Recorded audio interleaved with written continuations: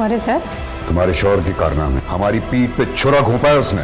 तब बेबी का नहीं पूछते? मैं शायद खुश होना भूल गया। पापा मैं इस घर की डील कर चुका हूँ। डैन मूसा का जो मुस्तफा है वो हमारी इस नई कंपनी को दुनिया की बेताज बादशाह बनाने की सलाहियत रखता है। ना ख्याल रखते हो मेरा, मेरी दवाइयों का, मेरे खाने का। कंडीशन में तुम्हें दुनिया की सारी सहूलतें मिलनी चाहिए। मेरा ये घर वाहिद पूंजी है और मैं इस घर को छोड़ नहीं सकता।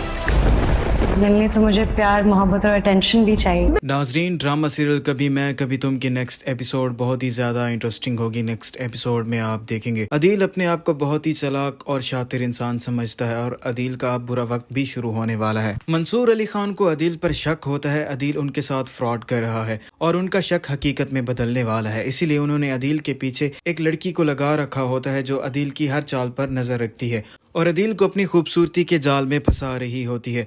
अदील उसके जाल में फंसता जा रहा होता है और उसे इस बात का इल्म भी नहीं होता।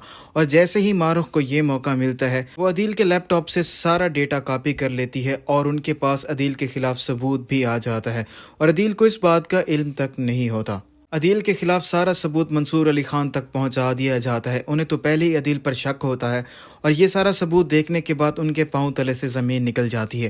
वो अपनी बेटी रुबाब के पास जाता है और उन्हें अदील की हकीकत बताता है। ये फाइल देखो तुम्हारे शौहर के कारनामों की। हमारे शौहर ने हमारे पीठ में छुरा घोंपा है। हमारा कॉन्ट्रैक्ट वजाहत साहब की कंपनी को मिल गया है और अदील ने वजाहत के साथ मिलकर ये सारा काम किया होता है। मैं तुम्हें पहले ही बता रहा था अदील काबिल एतबार नहीं है, लेकिन तुमने मेरी बात नहीं सुनी। अदील की हकीकत सामने आने के बाद रुबाब के पांव तले से ज़मीन निकल जाती, उसे यकीन नहीं आ रहा होता अदील इस हद तक भी गिर सकता है। और वहीं दूसरी तरफ अदील अपने बाप के पास आता है और उन्हें बताता है आपको और माँ को मेरे साथ चलकर मेरे घर में रहना होगा और इस घर का मैं सौदा कर चुका हूँ।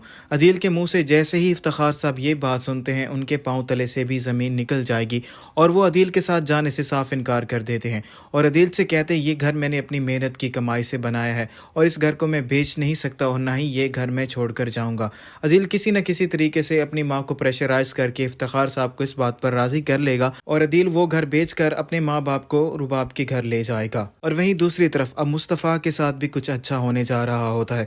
मुस्तफ़ा की जॉब एक नई गेमिंग कंपनी में लग गई होती है और मुस्तफ़ा वहाँ पर पार्टनर के तौर पर काम कर रहा होता है और उस कंपनी का मालिक मुस्तफ़ा की कारकर्दगी से बहुत ज़्यादा खुश होता है और उसे पहले भी ये बात मालूम हो चुकी होती है मुस्तफ़ा बहुत ही ज़्यादा टैलेंटेड है और उसकी कंपनी को आसमान की बुलंदियों तक लेकर जा सकता है। मुस्तफ़ा उस कंपनी में दिन रात मेहनत कर रहा होता है और शर्जीना भी इस बात को लेकर बहुत ही ज़्यादा खुश होती है। अब मुस्तफ़ा की इनकम भी बहुत ही ज़्यादा अच्छी हो जाती है। मुस्तफ़ा दिन रात काम कर रहा होता है, इसलिए वो शर्जीना के साथ थोड़ा सा भी वक्त स्पेंड नहीं कर सकता। शर्जीना ये बात बहुत ज़्यादा महसूस कर रही होती है।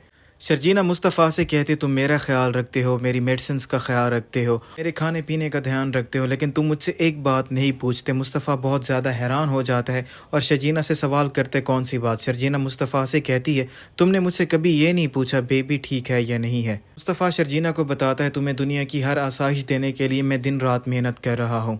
शर्जीना फिर मुस्तफ़ा से वही बात करती है पैसा सब कुछ नहीं होता, इसलिए मुझे तुम्हारा साथ भी चाहिए।